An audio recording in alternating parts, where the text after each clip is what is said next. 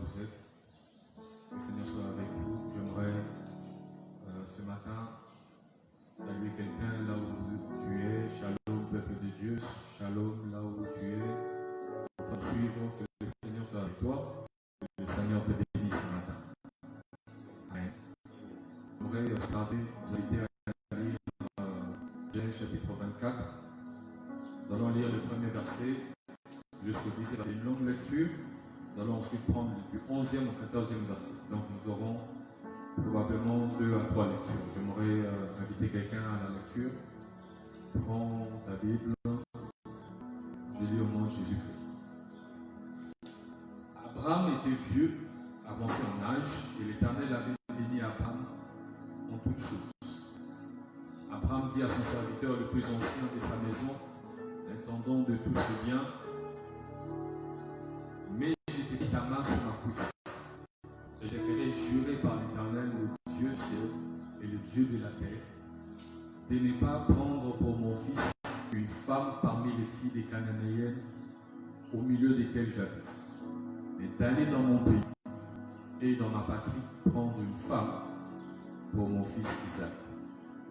Le serviteur lui répondit, peut-être la femme ne voudra-t-elle pas me suivre dans ce pays? Devrais-je mener ton fils dans le pays d'où tu es sorti? L'Éternel, le Dieu du ciel, qui m'a fait sortir de la maison de mon père et de ma patrie, qui m'a parlé et qui m'a juré en disant, je donnerai ce pays à ta postérité, lui-même enverra son ange devant toi, et c'est de là que tu prendras une femme pour mon fils. Si la femme ne veut pas te suivre, tu seras dégagé de ce serment que je t'ai fait faire. Seulement, tu n'y mèneras pas mon fils. Le serviteur mit sa main sous la cuisse d'Abraham, son serviteur, et lui jura d'observer ces choses. Le serviteur prit 10 chameaux parmi les chameaux de son seigneur, et il partit ayant à sa disposition tout le bien de son seigneur. Il s'éleva et alla en Mésopotamie, à la ville de Nachor. Bien-aimés, ce matin, j'aimerais partager avec vous ce thème que nous avons déjà commencé sur la prière. Et nous avons commencé même ce thème par rapport à la prière des personnes que Dieu a utilisées dans les Écritures, dans la Bible. Et ce matin, nous allons voir la prière d'Éliézer. Ici, c'est un récit du mariage d'Isaac. Il s'agit du mariage d'Isaac. Alléluia. Sarah vient de mourir. Sarah est morte à 107 ans. Après sa mort, Abraham vient d'enterrer sa femme. Quelque temps après, il demande à son serviteur le plus ancien. La Bible dit, il envoie son serviteur le plus ancien, l'intendant de sa maison, pour aller chercher une femme pour son fils Isaac. Parce qu'Isaac avait déjà atteint la maturité, c'est-à-dire l'âge qui devait se marier. Lorsque le serviteur le plus ancien arrive près d'Abraham, Abraham lui fit faire un serment. Il lui dit, tu vas aller dans ma patrie, dans ma nation, d'où je suis venu, dans ma famille, pour chercher une femme pour mon fils. Je te fais jurer de ne pas prendre pour mon fils une Cananéenne. Tout simplement parce que les Cananéennes n'avaient pas une bonne moralité.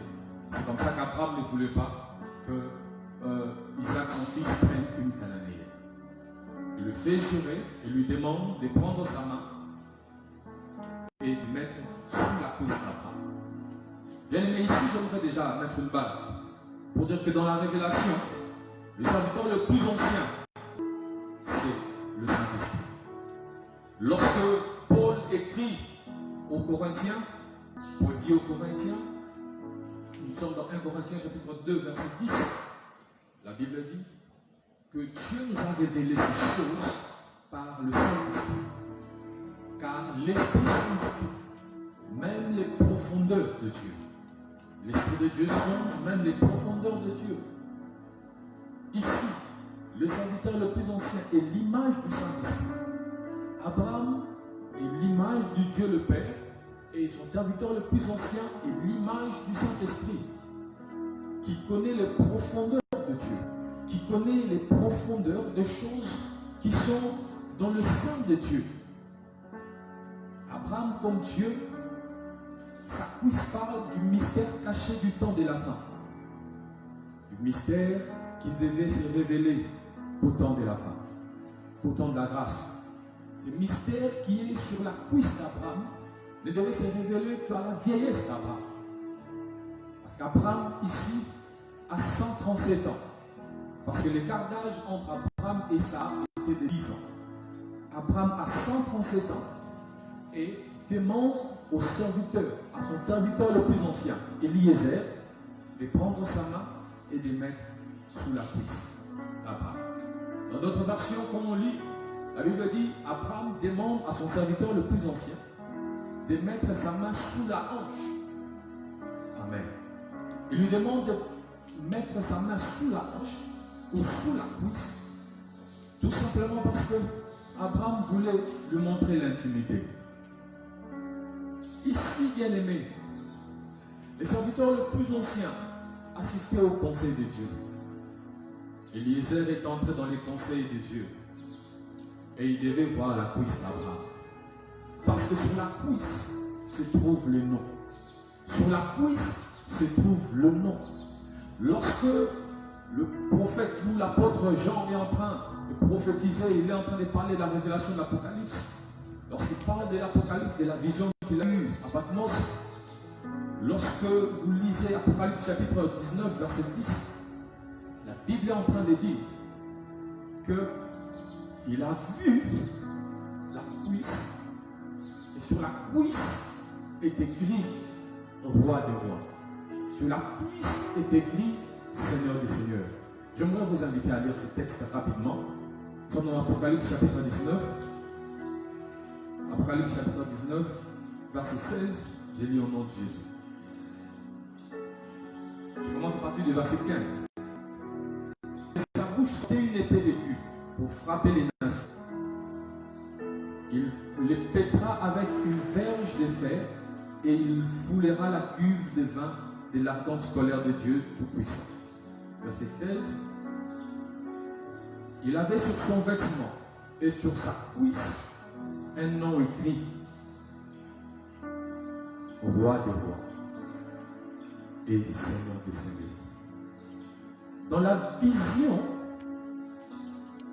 de Jean, il voit les seigneurs, il voit son vêtement, il voit comment est-ce que sur la cuisse il est écrit Roi des rois, Seigneur des seigneurs.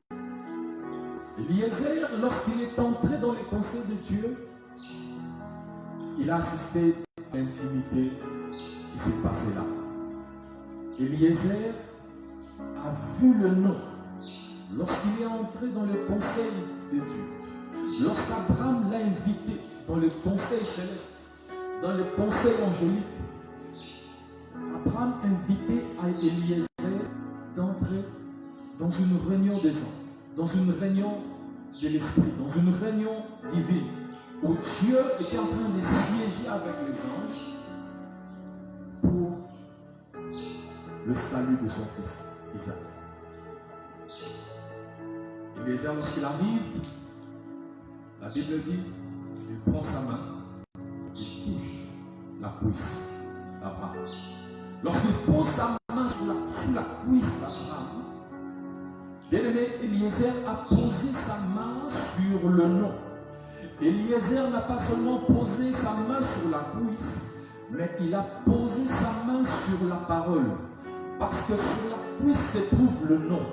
Lorsque l'apôtre Jean est en train de prophétiser, il dit sur la cuisse, il y a le nom. Et ce nom-là, c'est le Seigneur des seigneurs, c'est le Roi des rois. Eliezer, en posant sa main sur la cuisse d'Abraham, il pose sa main sur la parole en fait. Eliezer est en train de jurer sur la parole. Eliezer est en train de jurer sur le nom de Jésus. Parce que tu ne réussis pas la mission sans le nom. Si tu n'es pas accompagné par le nom, ta mission va échouer. C'est pourquoi Moïse pouvait dire à Dieu, tu m'envoies en mission pour libérer ton peuple. Mais si ton peuple me que vais-je répondre? Dieu parle à Moïse, il lui dit, tu vas dire à mon peuple que c'est lui qui m'a envoyé, c'est lui qui m'a envoyé. Bien-aimé, si tu marches sans le nom, tu vas échouer dans ta mission. Dans ta mission, tu dois associer les noms. Et le seul nom que nous connaissons, c'est le nom de Jésus. Ce n'est pas le nom de ton père, ni le nom de ton ancêtre, ni le nom de ton grand-père, mais c'est le nom de Jésus. C'est par le nom de Jésus que tu es sauvé, c'est par le nom de Jésus que tu es délivré. Eliezer prend sa main, il pose sous la cuisse d'Abraham. C'était une invitation à l'intimité. Bien-aimé, lorsque Dieu t'amène ou t'invite à l'intimité, c'est pour monter en dimension. Oui, lorsque Dieu t'emmène en intimité, c'est pour libérer toute une famille, libérer toute une nation. Lorsque Dieu t'invite à l'intimité dans une réunion comme ça, c'est pour délivrer toute une nation. Et je t'annonce au nom de Jésus pendant que je parle, que le Seigneur t'invite à entrer en intimité avec lui. L'Éternel t'invite dans les dimensions intimes. Bien-aimé, tu as longtemps prié, mais l'Éternel attend des dimensions dans ta vie. Des dimensions qui vont lui pousser à faire chavirer les bateaux qui empêchaient ta vie d'avancer. À renverser les choses qui t'empêchaient d'avancer, qui t'empêchaient d'évoluer. Et ce matin, c'est une invitation que Dieu te lance. Le Seigneur te demande, entre encore en profondeur. Entre en profondeur et tu verras comment est-ce que le Seigneur, l'Éternel va te faire du bien. Lorsque Eliezer prend sa main, il pose sur la cuisse. C'était un mystère, bien-aimé, qui devait être révélé dans notre temps, dans notre saison. Et c'est la saison où ces choses seront révélées au nom de Jésus. Ce mystère devait être révélé pour le salut de la femme d'Isaac, pour le salut de Rebecca. Parce que Rebecca, comme l'image de l'Église, devait être libérée de la captivité où elle était, à Shinéar. Parce que là, son père, Bethuel, était idolâtre. Son père idolâtre, ses frères et sœurs dans l'idolâtrie, mais Dieu a autorisé la délivrance de Rebecca. C'est comme ça que Dieu envoie un homme. Lorsque Eliezer commence par faire les serments, il jure que par ces serments, je vais aller et accomplir la mission. Il ne pouvait pas aller sans jurer sur la parole. Et lorsqu'il a juré sur la parole, la personne ou la femme qui devait être en accord avec la parole, la femme qui devait être en accord avec le nom, c'est cette femme-là que Dieu avait choisie pour Isaac. Donc, cette femme-là qui était destinée pour Isaac devait premièrement croire en la parole qui lui avait été destinée. Il devait commencer par croire, il devait accepter cette parole-là qui était sortie pour elle. Lorsqu'elle aurait accepté cette parole,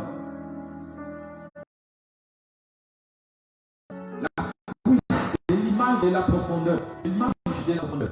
Ce matin, et la profondeur appelle la profondeur. Plus tu es profond, plus le Seigneur te parle des choses qui ne se passent qu'en secret. Il te dit que des choses qui se passent seulement en secret. Bien-aimé, pour connaître la profondeur, tu dois être soit l'époux, soit la femme. La profondeur de nos enfants. Pour connaître la profondeur, tu dois être invité. Comme le serviteur le plus ancien, comme Eliezer, invité par Abraham.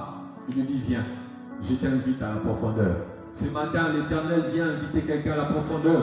L'Éternel vient inviter quelqu'un pour entrer en profondeur dans les choses de Dieu, entrer en profondeur dans l'intimité avec Jésus. C'est alors que tu entreras en intimité profonde avec l'Éternel que le Seigneur va commencer à te parler des choses qui ne se passent que dans la chambre.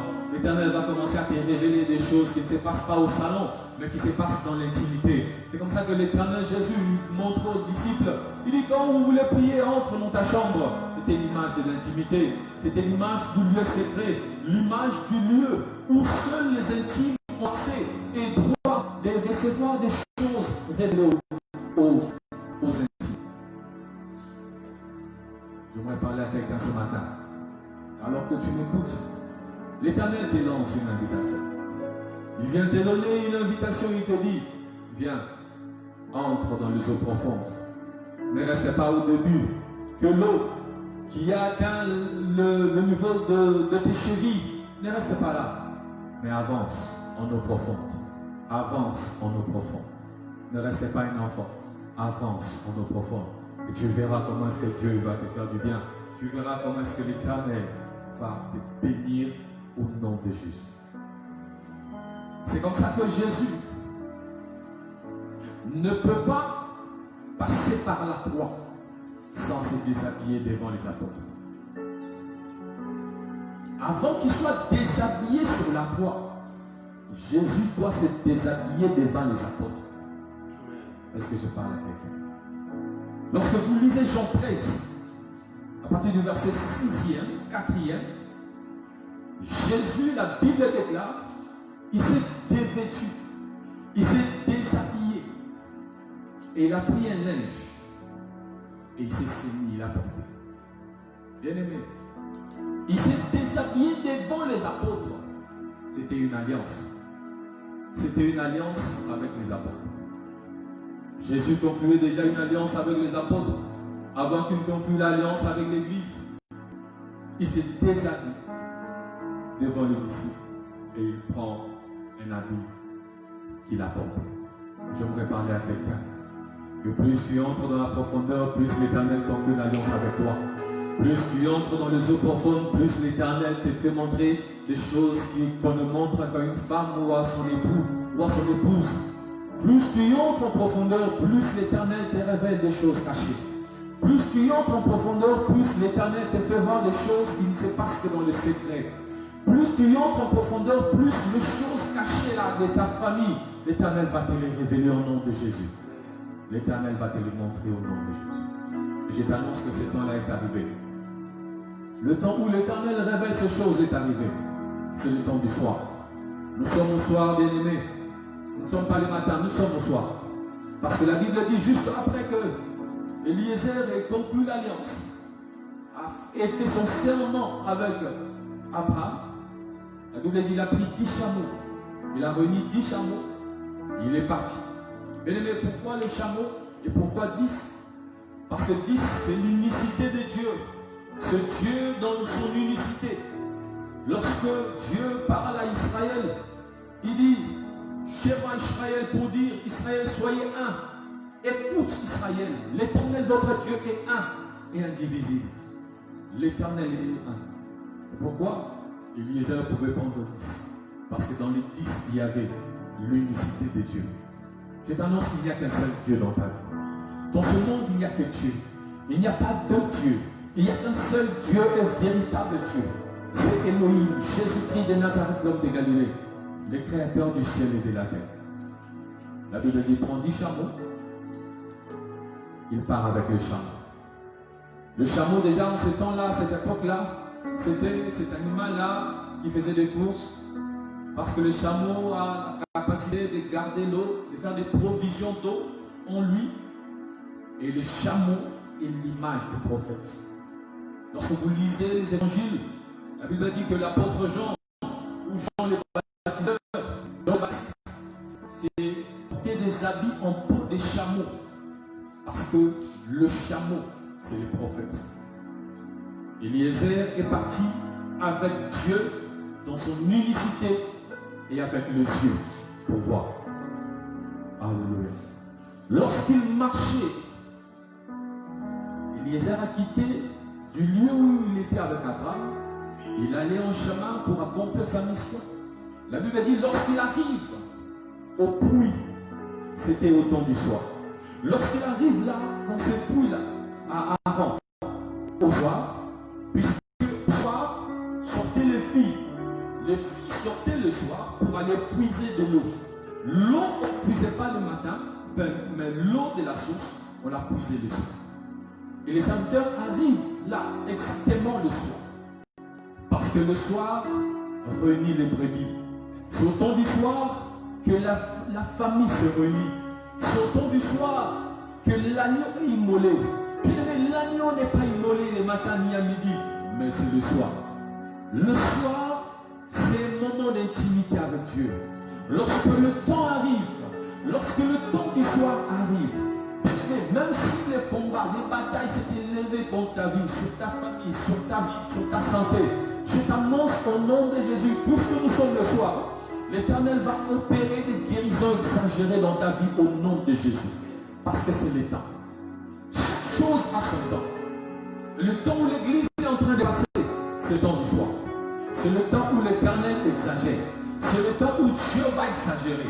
Dans toute sa puissance, dans toute sa grandeur, puisqu'il est Dieu. Eliezer arrive là au soir et il fait une prière. Eliezer n'a pas fait la prière avant le départ. Eliezer n'a pas fait la prière pendant qu'il faisait serment sur la cuisse d'Abraham. Mais Eliezer a attendu qu'il arrive près du puits. Lorsqu'il est arrivé près du puits, Eliezer a fait la prière. Je t'annonce au nom de Jésus. Plus tu t'approches du puits, plus Dieu t'écoute. Plus tu t'approches du puits, plus l'Éternel exauce ta prière. Plus tu te tiens près du puits, plus l'Éternel va accomplir les désirs de ton cœur. Et c'est là au nom de Jésus. Eliezer était là. Il était là, près du puits. Il fait la prière. La Bible dit, il dit à l'Éternel, Éternel, toi le Dieu de mon maître Abraham, écoute cette prière. Il ne dit pas à Dieu, Éternel, toi mon Dieu. Il dit, Éternel, toi le Dieu de mon maître Abraham. Déjà dans la prière d'Eliezer, Eliezer reconnaît l'alliance qui existe entre Dieu et Abraham. Eliezer ne veut pas demander à son Dieu, puisque Eliezer n'a pas d'alliance avec Dieu, mais c'est Abraham qui a l'alliance avec Dieu.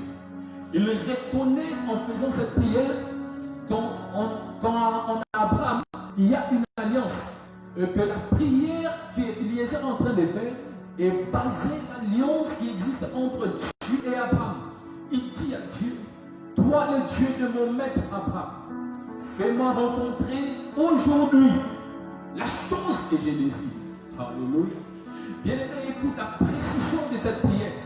Eliezer dit à Dieu, fais-moi rencontrer aujourd'hui. Je t'annonce au nom de Jésus qu'à chaque fois que ta prière sera précise, à chaque fois que ta prière aura la précision, le détail même du temps, le détail des jours, le détail des événements, Dieu va accomplir selon les désirs de ton cœur, selon les paroles, le mot que tu vas commencer à nous dire. Et c'est là au nom puissant de Jésus. Il dit, fais-moi rencontrer aujourd'hui la chose que je désire. Il désirait quoi? Il désirait la femme pour son maître. Il désirait quoi?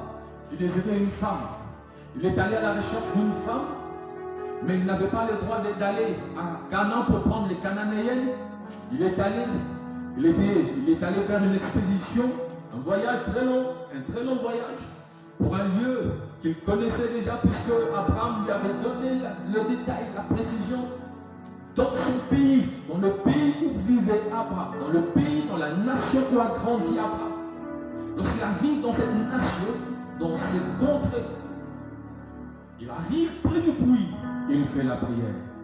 Il dit, Seigneur, le Dieu de mon maître Abraham, fais-moi rencontrer la chose que je désire. Il dit des détails à Dieu. Il donne des signes à Dieu. Il dit, Seigneur, je te donne des signes. J'aimerais recevoir ou avoir des signes par rapport à la prière que je fais.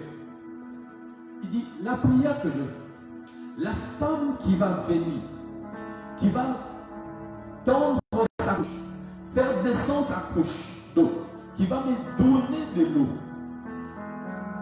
Que ce soit cette femme-là. C'est cette femme-là qui sera destinée. Bien, il ne se limite pas par dire à l'Éternel le signe de la femme qui va prendre sa cruche et lui donner de l'eau. Mais il continue. Il dit un autre signe, lorsque vous devez boire de l'eau, que cette femme-là d'elle-même prenne l'initiative d'aller pour donner de l'eau aussi aux chameaux. Ils étaient 10. Cette femme-là sera destinée à mon maître Isaac. Bien aimé, ce n'était pas facile. Déjà, lorsque tu lis cette prière d'Eliezer, tu découvres que le signe que Eliezer a demandé à Dieu n'était pas hasard. Lorsque tu pries, bien aimé, ne fais pas des prières évasives. Lorsque tu pries, ne fais pas des prières éparpillées. Bien aimé, sois concentré dans les prières. Quand tu pries, bien-aimé, tu dois être concentré. Et ne fais pas des prières évasives ni au hasard. Parce que Eliezer, en donnant ce signe à Dieu, il n'était pas allé au hasard. Eliezer a ciblé les cœurs. Alléluia. Eliezer, en demandant les signes à Dieu, il a ciblé les cœurs. Parce que, bien-aimé, tu dois comprendre une chose. Il suffit de demander.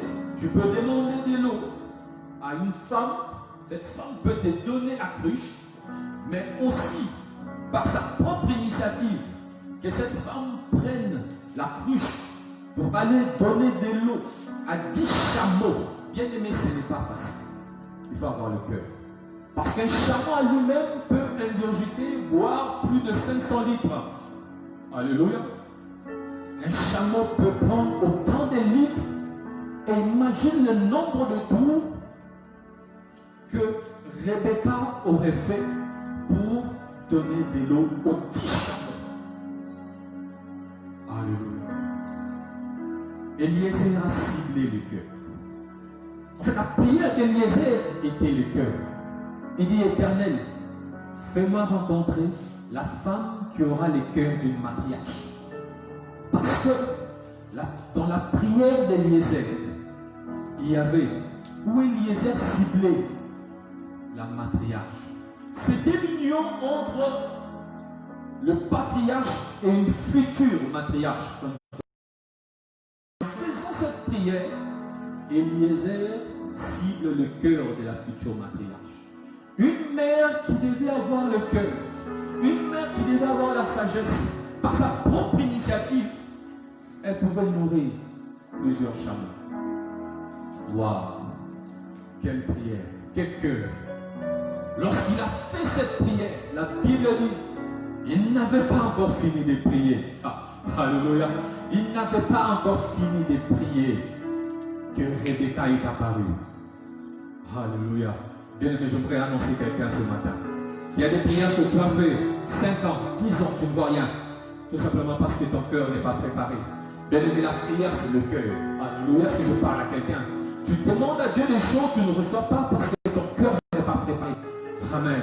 Tu demandes à Dieu des choses, tu ne reçois pas parce que ton cœur n'est pas prêt à recevoir ces choses. Parce que si tu reçois ces choses, maintenant ton cœur se détourne de Dieu.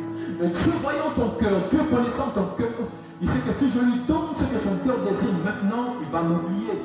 Il va oublier que c'est moi Dieu qui lui ai béni. Il va oublier que c'est moi Dieu qui l'ai affranchi. Il va oublier que c'est moi Dieu qui l'ai emmené là. Par mes ailes de l'aigle. Je t'annonce au nom de Jésus. Dès l'instant que tu comprends que chaque fois que tu pries, c'est ton cœur qui est ciblé. Chaque fois que tu pries, l'Éternel vérifie ton cœur. Chaque fois que tu pries, l'Éternel regarde ton cœur. Mais tu vas changer de façon de prier. Tu ne vas plus prier comme tout le monde, ou tu ne vas plus prier comme tu priais autrefois, mais tu vas prier avec un cœur raffiné. Parce que la prière raffine ton cœur. Et je t'annonce au nom de Jésus que dès l'instant où tu comprendras que la prière est du cœur, à chaque fois que tu pries, tu dois sonder ton cœur. Bien-aimé, plus rien ne sera comme avant dans ta vie. Et je t'annonce au nom de Jésus.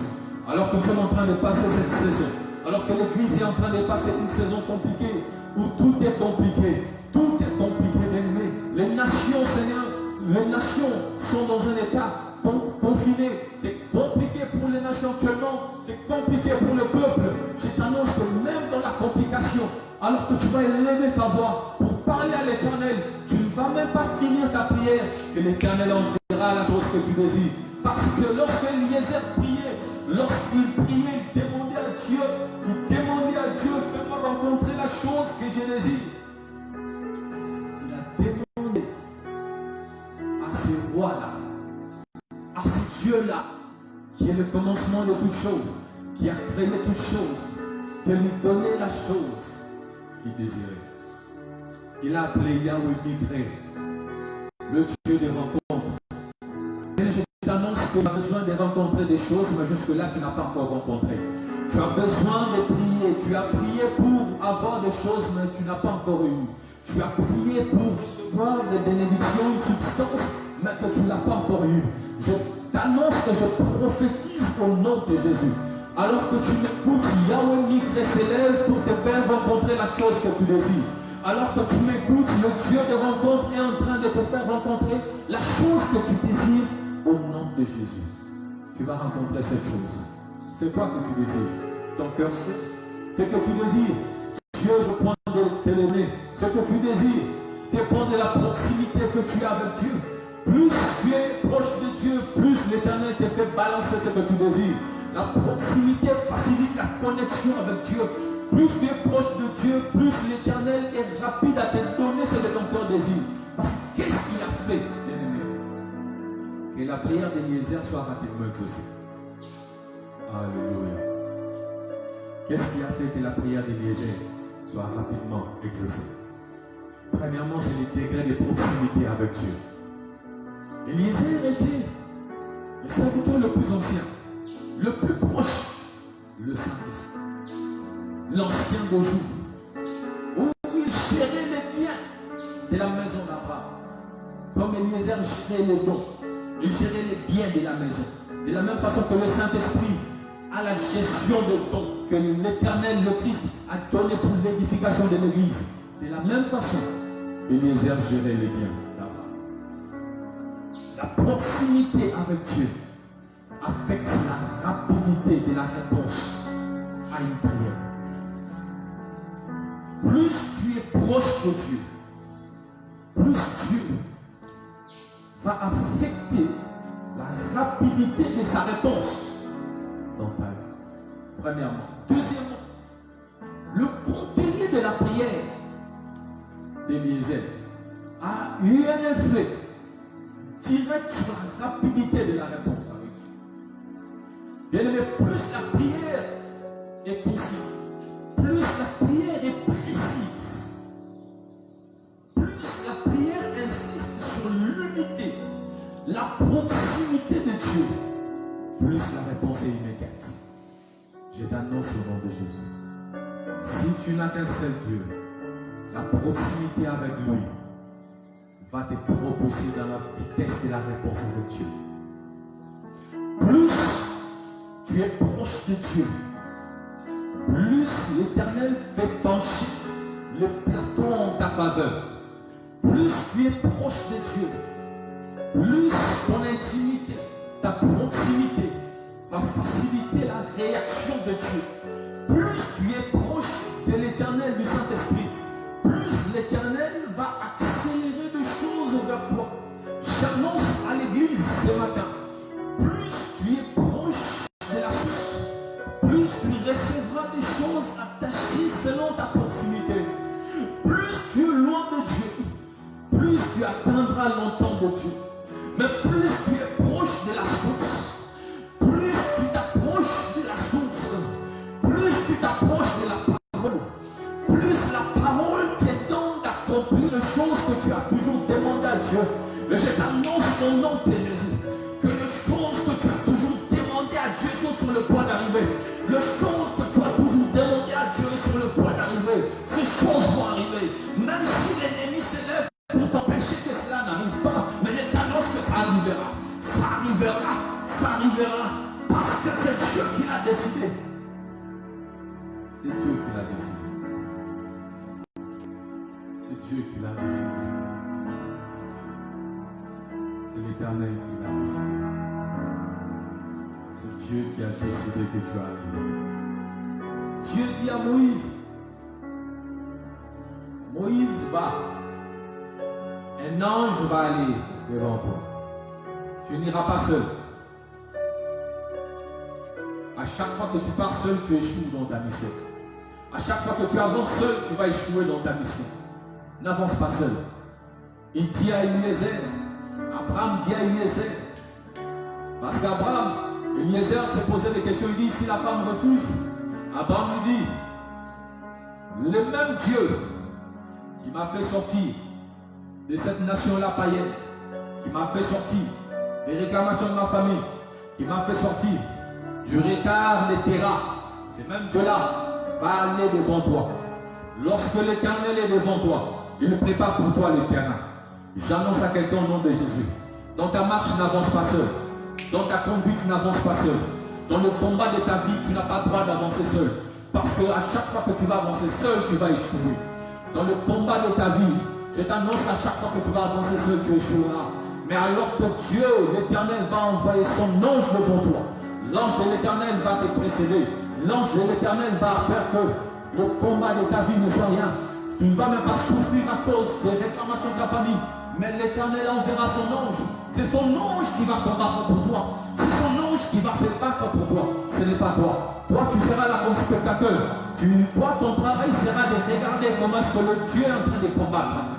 J'annonce à quelqu'un au nom de Jésus que ce n'est pas toi qui combats, mais que c'est l'Éternel qui combat. De la même façon qu'Eliezer a demandé à l'Éternel de nous faire rencontrer la chose qu'il désirait. Abraham lui a dit, va dans cette mission.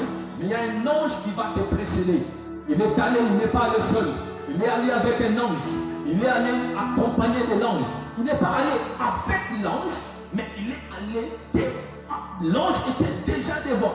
L'ange l'avait déjà précédé. Eliezer était après l'ange. Donc, lorsque l'ange marchait, Eliezer marchait après l'ange. Ce qui veut dire que l'ange faisait tout le service. Que l'ange, lorsqu'il croisait des esprits, pour empêcher Eliezer d'avancer, c'est l'ange qui combattait au devant d'Eliezer. Donc, l'ange renversait les batailles d'Eliezer. C'est l'ange qui renversait les combats d'Eliezer. Le combat d'Isaac, le combat d'Eliezer, le combat d'Abraham, c'est l'ange qui combattait. C'est l'ange qui renversait les batailles invisibles dans la vie d'Abraham, dans la vie d'Isaac et même dans la vie d'Eliezer. C'est qui veut dire qu'à chaque fois que tu marches, bien-aimé, ne marche pas seul. C'est l'Éternel qui marche avec toi. Il ne marche pas seulement avec toi, mais il marche devant toi. Parce que écoute ce qui se passe. Parce que lorsqu'Eliezer a fait la prière près de la source, l'ange a préparé la descente de Rebecca. Rebecca n'a pas compris comment est-ce qu'il est arrivé en cet endroit-là. Rebecca n'a pas compris quelle mouche l'avait piqué pour arriver exactement en ce lieu-là, en ce moment-là du soir. Parce que tout le monde venait pour puiser l'eau en ce temps-là. Lorsqu'il faisait soir, c'est toutes les filles qui sortaient pour puiser avec leurs abreuvoirs. Mais Rebecca n'a pas compris pourquoi c'était elle. Parce que c'était le choix de Dieu. Je voudrais parler à quelqu'un ce matin. Quand Dieu te choisit, il marche avec toi. Quand Dieu te choisit, il te mène dans le chemin que lui n'a créé. Quand Dieu te choisit, il fait que les anges t'accompagnent vers ta destinée. Mon Dieu.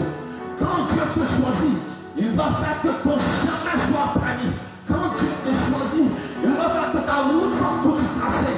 Tu ne vas pas connaître les combats. Oui, les combats vont arriver, mais il y a une personne qui va combattre. Ce n'est pas toi, bien-aimé, mais c'est l'ange qui va combattre. J'annonce et je déclare à l'église de Jésus-Christ que ton temps est arrivé où Jésus va combattre pour toi. L'église est combattue, mais je t'annonce au nom de Jésus que le temps est arrivé où l'église n'est pas en train de combattre, mais l'église est en train de voir comment est-ce que l'ange est en train de conduire vers ta destinée. Je t'annonce que Dieu te conduit vers ta destinée, qu'il le veuille ou pas. Il pense que tu ne vas pas arriver. Je t'annonce que tu arriveras. Même si le combat dure, même si le combat prend du temps, je t'annonce que tu vas arriver. Tu arriveras quel que soit le moment. Tu arriveras quel que soit le temps. Même si c'est décidé de mettre fin à ta vie, je t'annonce que tu arriveras. Tu arriveras. Dis après moi, j'y arriverai. Puisque ce n'est pas Dieu, puisque ce n'est pas ces gens-là qui s'opposent à ton élévation, qui s'opposent à ton avancée, qui vont empêcher Dieu que tu arrives.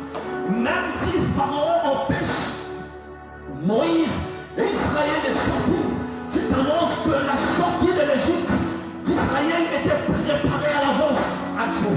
Dieu avait préparé la sortie, cette sortie-là, depuis longtemps. Alléluia.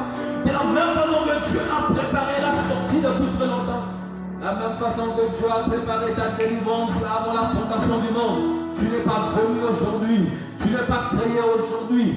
Dieu t'a pensé avant de te créer. Tu es plus ancien. Tu es l'homme ancien.